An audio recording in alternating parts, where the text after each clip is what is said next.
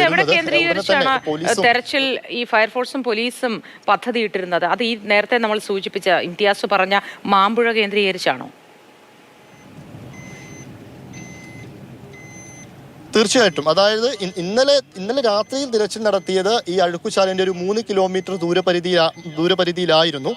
അതുകൊണ്ട് തന്നെ ഇന്നലെ തിരച്ചിൽ നടത്താത്ത അഴുക്കുചാലിന്റെ ഭാഗങ്ങളും അതുപോലെ തന്നെ ഈ മാമ്പുഴ കേന്ദ്രീകരിച്ചും. കാരണം ഈ വെള്ളം ഒഴുകി ചാലിലൂടെ ഒഴുകി എത്തുന്നത് മാമ്പുഴയിലേക്കാണ്. അതുകൊണ്ട് തന്നെ ഇന്നലെ കനത്ത നല്ല രീതിയിൽ ഒഴുക്കുമുണ്ടായിരുന്നു.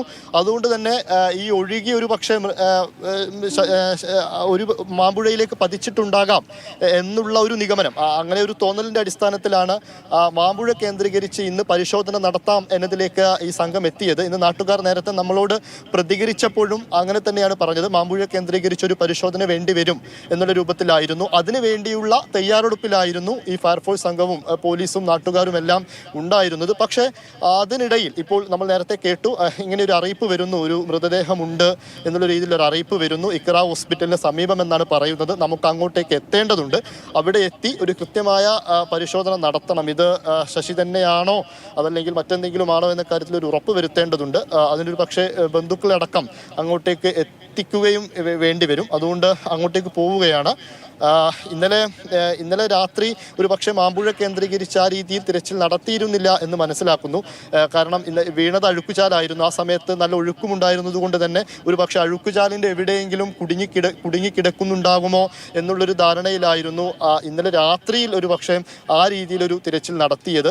അത് മണിക്കൂറുകളോളം, ഒരു 4 മണിക്കൂറിലധികം അങ്ങനെ തിരച്ചിൽ നടത്തിയിട്ടുമുണ്ടായിരുന്നു. അതുകൊണ്ട് തന്നെ ഇനി രാവിലെ വെളിച്ചം വന്നതിന് ശേഷം ഒരു തിരച്ചിൽ പുനരാരംഭിക്കാം, ആ രീതിയിൽ മുന്നോട്ട് പോകാം എന്നുള്ളത് ഇന്നലെ തന്നെ അങ്ങനെ ഒരു തീരുമാനവും എടുത്തതാണ്. എന്തായാലും ഇപ്പോൾ കിട്ടിയ ഈ നിർണായകമായ വിവരം അത് സ്ഥിരീകരിക്കപ്പെടേണ്ടതുണ്ട്. അതിനുള്ള വിവരമാണ്. ഇവിടെ നിന്നും ഏകദേശം 3 കിലോമീറ്റർ അപ്പുറത്തായി ഒരു മൃതദേഹം കണ്ടു എന്നാണ് 2 വഴിയാത്രക്കാർ വന്ന് പറഞ്ഞത്. അതേ സമയത്ത് തന്നെയാണ് പ്രേക്ഷകരിലേക്ക് ആ വിവരവും പങ്കുവച്ചത്.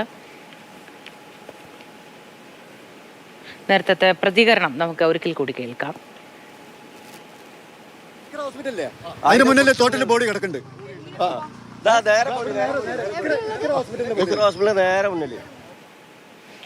നേരെ പോകുന്നിടത്ത് ആ തോടിന്റെ ഭാഗത്തായി മൃതദേഹമുണ്ട് എന്നാണ് അവർ പറയുന്നത്. അത് ആരുടേതാണെന്ന് സ്ഥിരീകരിക്കേണ്ടതാണ് ഇനിയുള്ളത്.